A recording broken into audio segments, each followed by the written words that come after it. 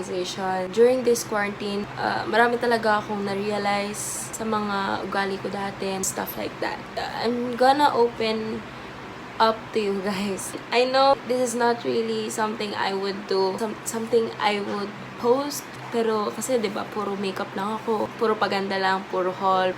I'm not really into like opening up on social media, especially on YouTube, but I just want to share some things to you, my journey on how it changed my life on not giving a fuck and staying away from drama.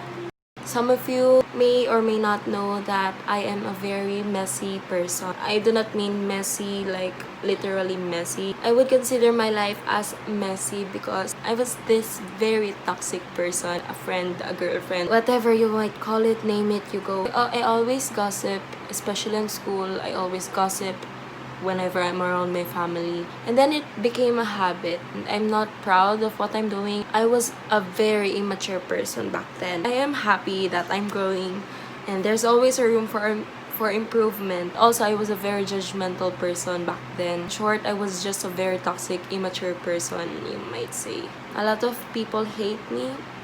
Back then, I would react bad to it. I just couldn't accept it because there's ego in me that I was just too afraid of people not liking me. So I will try my very best like them to like me, which is became very toxic and it became very addictive to me. So honestly, I wasn't very happy the way I was before because something's on my mind all the time. Toxic mindset. I will always overthink. What if this happens, that happens? A lot of shit happens every day. It came to the point where I would just want it all to stop.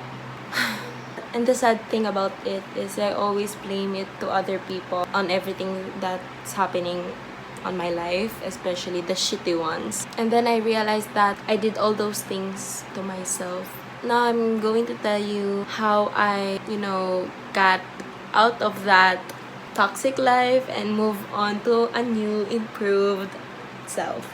So first, let's talk about how I stayed away from drama. So I guess it all started in school, around, I don't know when it all started in specifically, but and I'm just growing up, I'm always this toxic student that I always come to this specific person and I was just always into fight. I'm always into, and I think I was a bad bitch. But no, honey.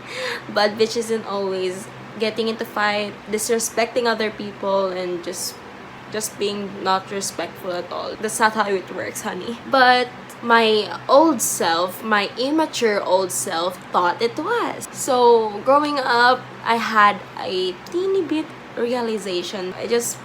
Every time I hear about something, I just don't give a fuck. Because first of all, wala silang naiambag sa buhay ko. Second, it doesn't concern me. Sometimes it concerns me by just dinadami nila yung pangalan ko or stuff like that. Small reasons. I always remind myself there's a much more bigger problem to face than those shitty ones. Ain't nobody got time for that. I would just not give a shit, even though my old immature self would just. But there's much more bigger problems to face than those shitty ones. Keep that noted, okay guys? Now let's start on how I started on not giving a fuck.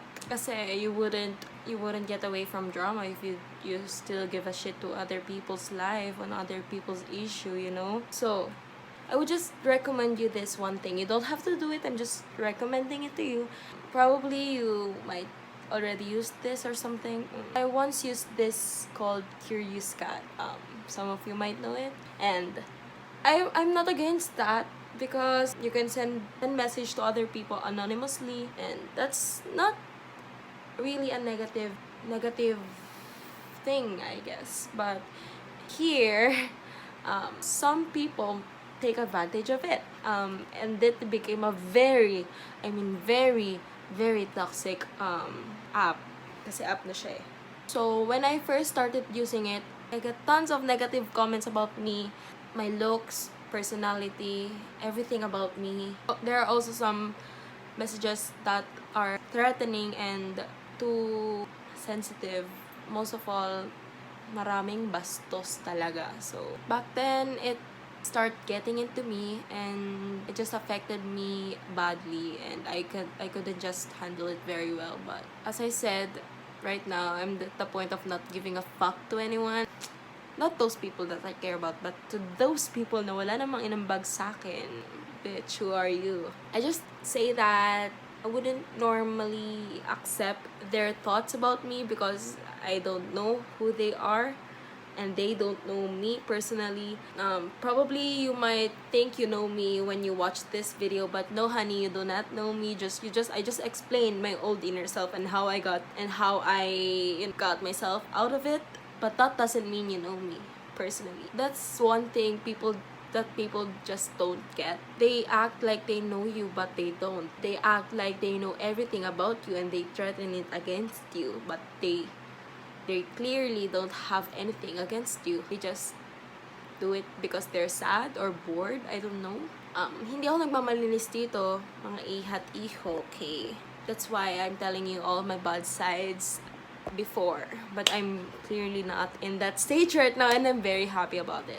I'm just really sad that I see younger kids, but I guess that's part of growing up. You get so immature and toxic, then you get to the point that you have a realization, and that means you're growing up. So yun, I just wanna tell you, kung bata ka pa at may mga points ka din sa buhay mo na naging ganon ka din or ganon ka din hanggang ngayon, just want you to know that you can change now, that there's always a room for improvement, that don't let other people comment on your life, or even if they do, just don't give a fuck about it, okay?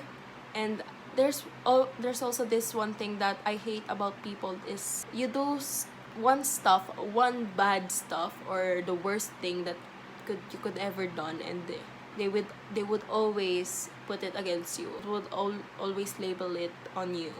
But that's life. You just gotta go move on and not give a fuck. So that's it for today, I guess. I will probably make another video like this one. Just comment down below or just message me advices about life, stuff like that. I just wanna clearly say that I'm still on a stage of growing up, so I just wanna tell it to all of you that I am in a very healthy stage right now. So gusto ko lang ganun din kayo as an influencer. I just wanted to spread positivity. I just wanna spread positivity on yourself, guys. And that's it for today's video, guys. I am so happy I've done this video. I thought it will turn out shitty or something, but it's clearly not. I just make the way on talking about my emotions then as well. So that's it for today's video, guys. I hope you liked this video, and I will probably see you on my next one. So, and I will just remind you guys that think positive always, because you will get through it. Bye, guys.